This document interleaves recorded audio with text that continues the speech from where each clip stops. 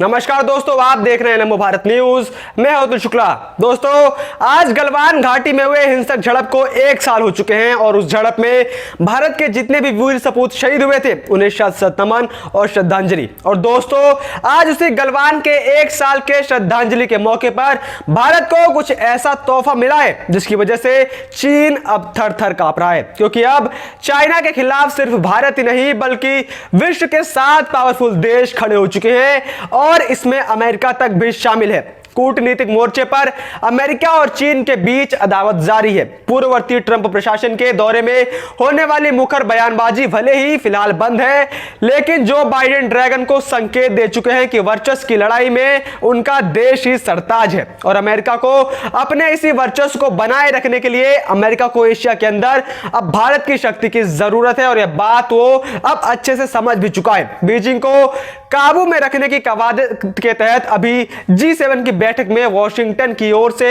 अब भारत को एक प्रपोजल भी भेजा जा चुका है, जिस पर भारत ने विचार करने की बात भी कही है। आखिर क्या है यह पूरा मामला, उसको अच्छे से समझने के लिए आप इस वीडियो को पूरा अंत तक जरूर देखते रहिए और आप इस वीडियो को ज्यादा से ज्यादा मात्रा में शेयर करना मत भूलिएगा। दोस्तों, भारतीय सीमा पर अपना कब्जा जमाने की कितनी कोशिशें चीन करता हुआ आ रहा है, यह बात किसी से भी छिपी नहीं है, लेकिन भारत भी चाइना को अब उसी की भाषा में जवाब देता है। लेकिन अब इसी कड़ी में विश्व के कई देश अब भारत के साथ आ चुके हैं और चाइना की इसी विस्तारवादी नीति का काट लेकर आए हैं, जिसके लिए अब भारत को भी आमंत्रित किया गया है। अमेरिका की ओर से हाल ही में आए एक ग्लोबल इंफ्रास्ट्रक्चर प्रोजेक्ट BBB के बारे में भारत जल्द ही कोई फैसला ले सकता है। राष्ट्रपति बाइडेन ने इस build back better BBB plan का प्रस्ताव दिया था, जिसे चीन के बेल्ट एंड रोड प्रोजेक्ट को काउंटर करने वाला टूल माना जा रहा है। अगर G7 देश इस दिशा में आगे बढ़ते हैं तो एशिया से यूरोप तक दखल देने का सपना देख रहे चीन को तगड़ा झटका लगेगा। इस परियोजना का नेतृत्व दुनिया के सभी बड़े लोकतांत्रिक देश करेंगे, जो इसमें तकनीकी और आर्थिक रूप से मदद भी करेंगे। इस पर कुल $40 ट्रिलियन की लागत आने का अनुमान भी है। हालांकि यह प्रोजेक्ट उन देशों पर फोकस करेगा जो कोरोना संकट में बहुत बुरी तरीके से प्रभावित हुए हैं या फिर किसी अन्य वजह से कर्जे में हैं। वहीं यह भी कहा जा रहा है कि इस प्रोजेक्ट की वजह से इस परियोजना के दायरे में आने वाले देशों में रोजगार के लाखों नए मौके पैदा भी होंगे। चीन के बेल्ट एंड रोड प्रोजेक्ट की उन देशों की ओर से भी आलोचना शुरू हो चुकी है जो उसका हिस्सा है। संबंधित देशों पर लगातार बढ़ रहे कर्ज और स्थानीय स्तर पर लोगों को रोजगार न मिलने को लेकर इसकी आलोचनाएं हो रही हैं। भारत चीन के इस प्रोजेक्ट से दूर है, जबकि पाकिस्तान, नेपाल और श्रीलंका इसके अंदर शामिल हैं। ये तीनों देश चीन के भारी कर्जे में दबे हुए हैं। China Pakistan economic corridor CPEC पर भारत ने नाराजगी भी जताई थी, क्योंकि यह जम्मू कश्मीर के उस हिस्से से गुजरता है जिस पर पाकिस्तान का लंबे समय से अवैध कब्जा है। मुख्य तौर पर CPEC एक हाईवे और इंफ्रास्ट्रक्चर प्रोजेक्ट है जो चीन के काशगढ़ प्रांत को पाकिस्तान के ग्वादर पोर्ट से जोड़ेगा। इस प्रोजेक्ट के तहत पाकिस्तान में बंदरगाह, हाईवे, मोटर रेलवे, एयरपोर्ट और पावर प्लांट्स के साथ दूसरे इंफ्रास्ट्रक्चर प्रोजेक्ट को डेवलप किया जाएगा। आपको यहां पर एक बात पर और गौर फरमाना चाहिए कि चीन की इसी OBOR और CPEC को खत्म करने के लिए भारत भी अपनी सीमा पर बहुत तेजी से विकास कार्य कर रहा है, जिसके चलते हाल ही में भारत ने सियाचिन तक रोड सेवा भी बनाई थी। सियाचिन तक सड़क बना लेने की वजह से POK भारत की पहुंच में है। बस सही समय का अब इंतजार किया जा रहा है और इसी वजह से चीन की नींदें भी अब उड़ी हुई हैं, क्योंकि उसको भी पता है कि जिस दिन भारत को POK पर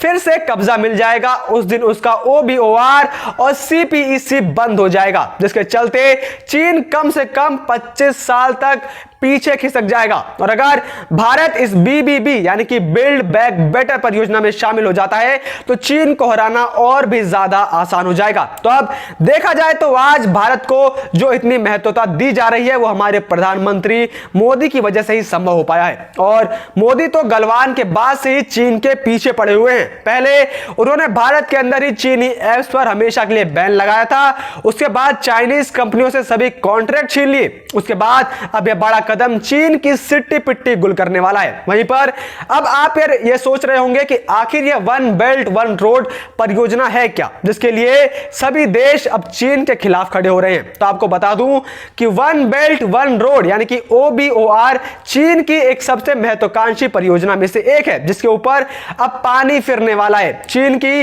वन बेल्ट वन रोड परियोजना, जिसे न्यू सिल्क रोड के नाम से भी जाना जाता है, साल 2013 में चीन के राष्ट्रपति शी जिनपिंग ने बुनियादी ढांचा विकास की इस परियोजना की शुरुआत की थी। इसके तहत पूर्वी एशिया से यूरोप, अफ्रीका और लैटिन अमेरिका तक विकास और निवेश की बड़ी परियोजनाओं की एक पूरी श्रृंखला पर काम किया जाना है। दरअसल चीन दूसरे कमजोर देशों को बहुत सारा कर्ज देकर उनके ऊपर अपने असर को बढ़ा रहा है, जिससे कि वो अपने ताकतवर देशों के और करीब आ सके और समय आने पर उनसे बदला ले सके या उनकी जमीनों पर कब्जा कर सके। चीन से बड़े पैमाने पर कर्ज लेने वाले बहुत से देश अब कई मुश्किलों का सामना कर रहे हैं और इनमें से कई देशों ने एक एक करके चीन को बता दिया है कि वे कर्ज चुका पाने की स्थिति में बिल्कुल भी नहीं है। ऐसे में चीन उनकी जमीनों पर कब्जा कर लेता है। साल 2013 में वन बेल्ट वन रोड परियोजना की शुरुआत के बाद से ही चीन ने अफ्रीका, दक्षिण पूर्वी और मध्य एशिया, यूरोप और लातिन अमेरिका के 138 देशों को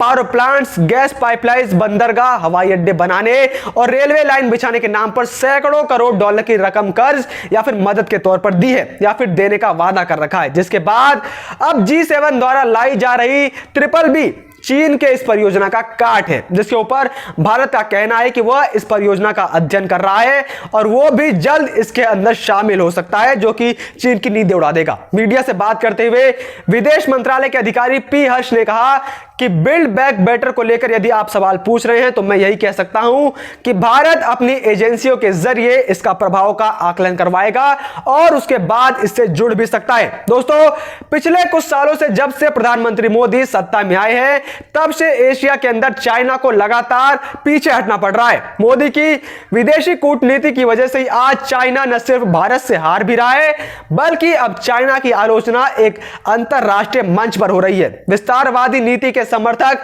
चीन को भारत ने एक झटके में रोक दिया था और अब इसी मामले में विश्व के 7 शक्तिशाली देश भी शामिल हो चुके हैं और चाइना को हराने के लिए अब वो भारत से सलाह ले रहे हैं और भारत की मदद भी मांग रहे हैं। दोस्तों, 2014 से पहले तक भारत के साथ कोई भी देश काम तक नहीं करना चाहता था, कोई भारत में निवेश नहीं करना चाहता था, लेकिन आज भारत इतना ज्यादा मजबूत हो चुका है कि विश्व के 7 शक्तिशाली देश भारत से सलाह ले रहे हैं, उसके हां कहने का इंतजार कर रहे हैं और यह सब जो भी संभव हो पाया है वह प्रधानमंत्री मोदी की वजह से ही संभव हो पाया है। इसलिए मोदी जैसे राष्ट्रवादियों की इस देश को जरूरत है। इसलिए जरूरत है कि 2022 के चुनाव में हर जगह भाजपा को ही जिताया जाए। बाकी आपकी इस बारे में क्या राय है आप कमेंट बॉक्स में जरूर बताएं और अगर आपको वीडियो पसंद आई हो तो इसे लाइक करना ना भूलें और इस वीडियो को ज्यादा से ज्यादा मात्रा में शेयर करें। जय हिंद, जय भारत।